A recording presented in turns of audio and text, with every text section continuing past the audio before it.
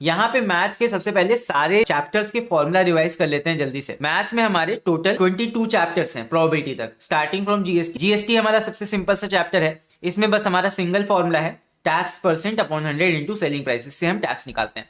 Next is banking. Banking में ये दोनों फॉर्मूला है, इंटरेस्ट और एमवी का। फिर उसके बाद आ जाता है शेयर्स एंड डिविडेंड, इसमें तुम्हारे दो फॉर्मूला है, एक तुम्हारा एनुअल इनकम का, एक तुम्हारा रिटर्न का। दो फॉर्मूला तुम्हारा शेयर्स एंड डिविडेंड्स का है। फिर उसके बाद लीनियर इनइक्वेशंस, कोई फॉर्मूला नहीं है, बस नॉर्मल जैसे इक्वेशन सॉल्व करते हो सेम उसी तरह लीनियर इनइक्वेशन में सॉल्व करना है। फिर आता है तुम्हारा quadratic equations in one variable. यहां पे तुम्हें क्या करना है, यहाँ पे फर्स्ट टॉपिक तुम्हारा है नेचर ऑफ रूट्स, जहां पे तीन कंडीशन में पता होनी चाहिए कि बी स्क्वायर माइनस 4ac अगर 0 के बराबर है तो 2 roots are real and equal. अगर ये तुम्हारा ग्रेटर देन 0 है तो डिस्टिंक्ट रियल रूट्स मिलती हैं, और लेस देन 0 में इमेजिनरी रूट्स मिलती हैं। एंड इसके ऊपर गारंटीड एक तुमको एमसीक्यू या फिर 1 मार्क्स का सवाल देखने को मिलेगा, गारंटीड है। नाउ इसके बाद आता है तुम्हारा सॉल्विंग क्वाड्रेटिक इक्वेशंस।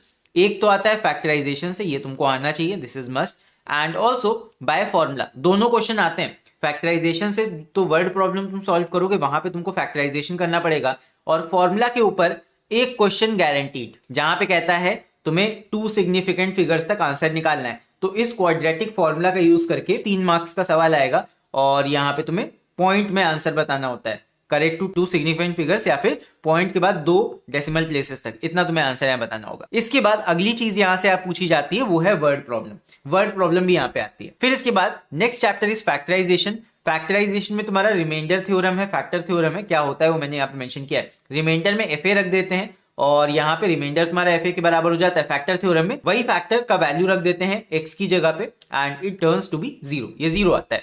और उसके बाद एक क्वेश्चन अगेन मैं गारंटी यहाँ पे लूंगा, फैक्टराइजिंग अ पॉलिनोमियल। ये तुम्हारा जो लॉन्ग डिवीजन वाला आता है क्वेश्चन, इट इज गारंटीड, ये हर साल पूछा जाता है, एंड इस पे भी तुम्हारा 3 से 4 मार्क्स तक का सवाल आएगा ही आएगा। नाउ इसके बाद अगला देखो, अगला है ratio and proportion. Ratio proportion में सबसे ज्यादा इंपॉर्टेंट तुम्हारा ये वाला क्वेश्चन है, कॉम्पोनेंडो डिविडेंडो वाला। फिर इसके बाद अगला मैट्रिक्स को देखते हैं। नाउ मैट्रिक्स में यहां पे एक तो तुम्हारा ऑर्डर ऑफ मैट्रिक्स, ये तुम्हारा एमसीक्यू के लिए इंपॉर्टेंट है। रोज एंड कॉलम्स तुम्हें पहचानने होंगे, जो ये होती है तुम्हारी horizontal, these are rows, and vertical वाले होते हैं कॉलम्स। फिर इसके बाद अगला छोटा सा क्वेश्चन इस पे आएगा, एडिशन एंड सब्ट्रैक्शन पे। ये छोटा क्वेश्चन 2 मार्क्स तक का तुमसे पूछा जाएगा, एडिशन सब्ट्रैक्शन करके मैट्रिक्स सॉल्व करनी होगी। फिर इसके बाद बड़ा क्वेश्चन जो मैट्रिक्स पे आता है वो आता है मल्टीप्लीकेशन का, and this is important. Multiplication guaranteed है, क्वेश्चन आएगा ही आएगा, तो इस पे स्टार लगाते हैं। एंड यहाँ पे एक चीज याद रखना, तुम्हारे सिलेबस में ये मेंशन्ड है कि तुम्हारे में ज्यादा से ज्यादा 2x2 मैट्रिक्स ही यहाँ पे पूछी जाएंगी। मल्टीप्लीकेशन 2x2 का देख लेना, तो इसके लिए मैंने फॉर्मूला भी लिख दिया है, चाहो तो देख सकते हो। सिंपल होता है, एक में हम इधर से इधर जाते हैं, एक में हम इधर से इधर जाते हैं, और मल्टीप्लाई करके इस तरह निकाल सकते हैं। अगला हमारा next chapter is arithmetic and geometric progression. इसमें हमारी 2 चीजें हैं, फर्स्ट इज एपी यानी कि अरिथमेटिक प्रोग्रेशन, और एक तुम्हारा है जीपी। अब यहाँ पे दोनों में 2-2 फॉर्मूला, एक तो एपी का जनरल टर्म और सम ऑफ एन टर्म्स, और दूसरा जीपी का ए एन मतलब कि जनरल टर्म और सम ऑफ एन टर्म्स। तो दोनों ही फॉर्मूले मैंने यहाँ पे बता दिए, चाहो तो स्क्रीनशॉट ले सकते हो। एपी में ए एन हो जाता है a plus n minus 1 d, S n is equal to n by 2 2a plus n minus 1 d, ये तुम्हारा सम ऑफ एन टर्म्स का हो गया।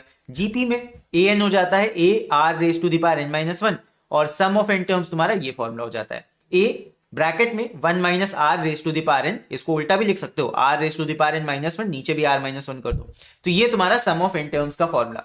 नाउ ये तुम्हारे फॉर्मूला हो गए एपीजीपी के।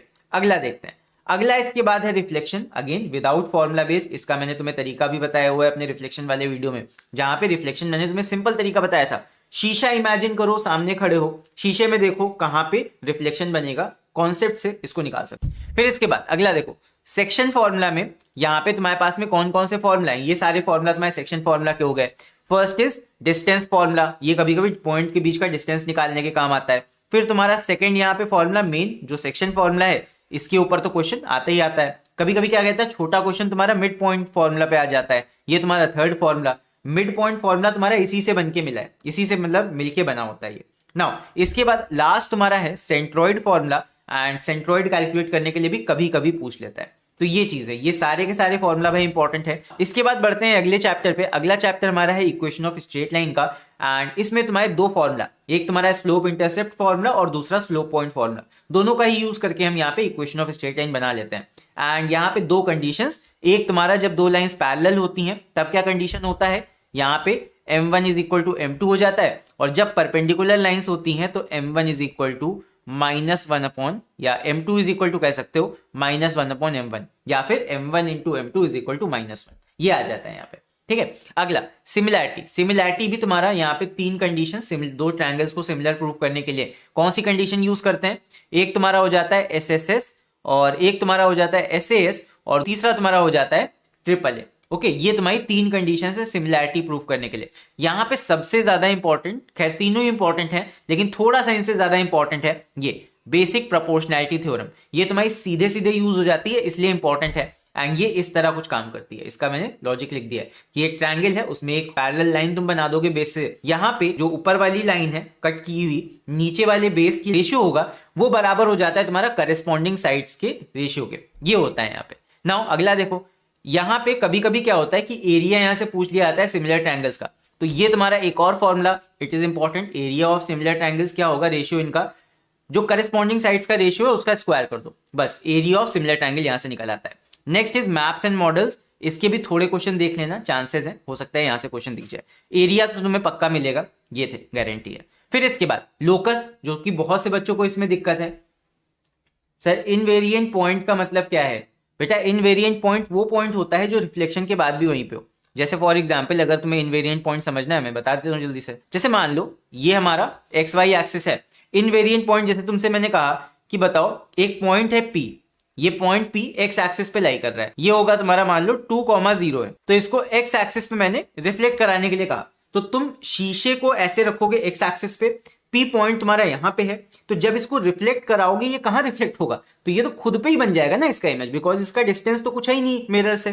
तो जिस जगह पे ये रखा है, ये जस्ट मिरर पे रखा है, तो मिरर पे रखा हुआ पॉइंट अपने ही जगह पे रहता है, उसका रिफ्लेक्शन भी वहीं पे बनता है। सो ऐसे पॉइंट को बोलते हैं इनवेरिएंट पॉइंट। तो यहां पे एग्जांपल, यहां पे जो P है ये तुम्हारा एक इनवेरिएंट पॉइंट है। नेक्स्ट आगे बढ़ते हैं। नाउ अगला हमारा है लोकस। लोकस चैप्टर में बहुत से बच्चों को कंफ्यूजन है। लोकस तुम्हारा एक कंस्ट्रक्शन बेस्ड चैप्टर है, कोई अलग से यहाँ पे न्यूमेरिकल नहीं पूछा जाएगा। देख लो क्या क्या बनाने के लिए आता है। एक तो सर्कल ड्रॉ करने के लिए आएगा, दूसरी चीज यहाँ पे तुमसे बाइसेक्टर ऑफ एंगल यानी कि एंगल बाइसेक्टर बनाने के लिए कहेगा, और तीसरी चीज यहाँ पे तुमसे परपेंडिकुलर बाइसेक्टर, जैसे लाइन का परपेंडिकुलर बाइसेक्टर 90 डिग्री वाला, ये तीन चीजें तुम्हें बनाने के लिए कही जाती हैं। तो इन्हीं का जो कंस्ट्रक्शन है ना वो कैसे करते हैं वो मैंने अपने लोकस वाले वीडियो में बताया, उसको जाके देख लो, 30-35 मिनट का वीडियो है, पूरा कंस्ट्रक्शन मैंने अच्छे से समझाया वहां पे।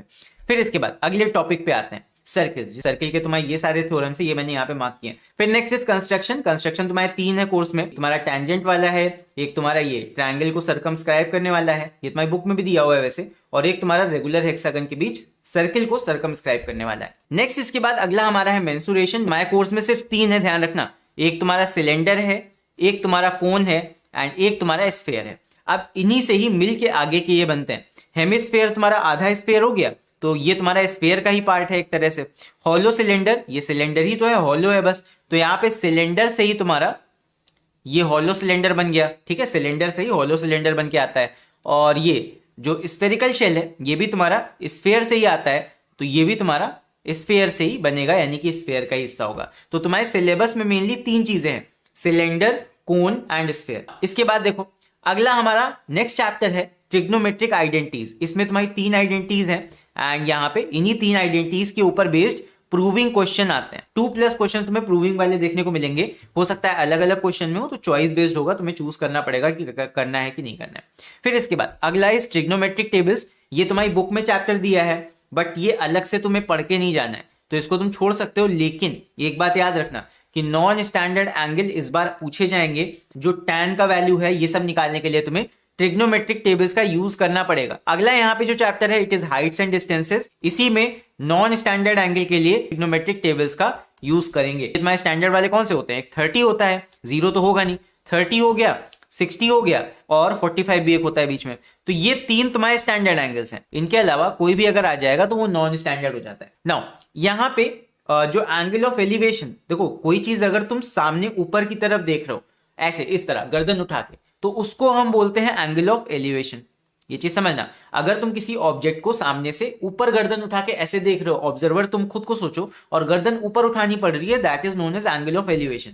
बट कभी कभी क्या होता है कि मान लो तुमसे कह देगा तुम किसी बिल्डिंग के ऊपर खड़े हो और तुम्हें ऐसे, या पहाड़ के ऊपर खड़े हो और तुम्हें ऐसे गर्दन नीचे करके ऐसे झुका के देखना पड़ रहा है, तब जो तुम्हारा हॉरिजॉन्टल से एंगल बनता है उसे कहते हैं एंगल ऑफ डिप्रेशन। तो इन दोनों टर्म से थोड़ा फैमिलियर रहना। ये हमेशा ऊपर की तरफ बनेगा, ये हमेशा नीचे की तरफ बनेगा। बनेगा किससे?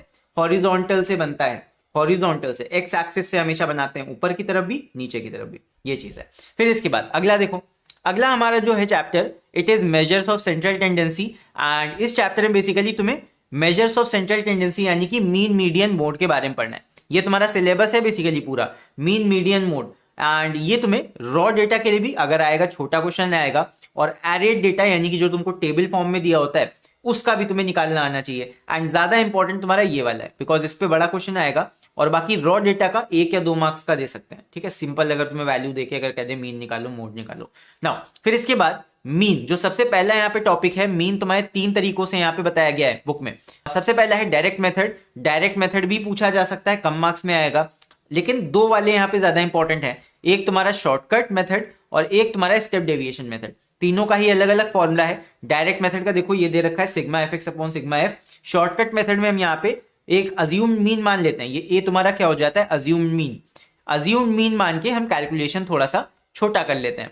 एंड फिर उसके बाद में एक और तुम्हारा स्टेप डेविएशन मेथड होता है, इसमें थोड़ा सा और हम कैलकुलेशन कम कर लेते हैं, इसमें थोड़ा और काम करना पड़ता है हमें, ये चीज है। तो ये तीनों मेथड्स तुम्हें आने चाहिए। ये मैंने अपने स्टैट्स वाले वीडियो में बहुत अच्छे से बताए हैं, पूरा फुल चैप्टर मैंने एक्सप्लेन किया हुआ है, ठीक है। बाकी फॉर्मूला मैंने तुम्हें रिवाइज करा दिए, ये तीनों फॉर्मूला तुम्हें आने चाहिए। इसके बाद अगला देखो, अगला यहाँ पे जो दूसरी चीज मोस्ट इंपॉर्टेंट है, जो तुम आसानी से प्रैक्टिस कर सकते हो, जिसमें तुम्हें ज्यादा कुछ याद करके नहीं जाना होगा, वो है तुम्हारा एक तो हिस्टोग्राम एंड दूसरा ऊंचाई।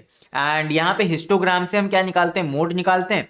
और अगर ऊंचाई बनाने के लिए आएगा तो ऊंचाई में तुम्हें अपर क्वार्टाइल निकालने के लिए कह सकता है, लोअर क्वार्टाइल निकालने के लिए कह सकता है, और मीडियन निकालने के लिए कह सकता है। तो ये सब ऊंचाई से निकलता है। ओके, तो ये चीजें क्लियर रखना, कौन सी चीज किससे निकलती है। फिर इसके बाद लास्ट चैप्टर इज हमारा प्रोबेबिलिटी। प्रोबेबिलिटी सबसे सिंपल चैप्टर। यहाँ पे सिंपल तुम्हारा क्या फॉर्मूला होता है? Probability of a event is equal to number of favourable outcomes upon total number of outcomes. ये तुम्हारा हो जाता है सीधे सीधे प्रोबेबिलिटी का सिंगल फॉर्मूला। इसी फॉर्मूले से सारे क्वेश्चन हो जाते हैं। तो ये तुम्हारा कंप्लीट एक ओवरव्यू था, एक क्विक लुक था सारे के सारे चैप्टर्स के फॉर्मूलाज पे। एंड ये सारे के सारे चैप्टर्स के फॉर्मूला जस्ट अभी हमने नजर मार लिए सब फॉर्मूलाज पे।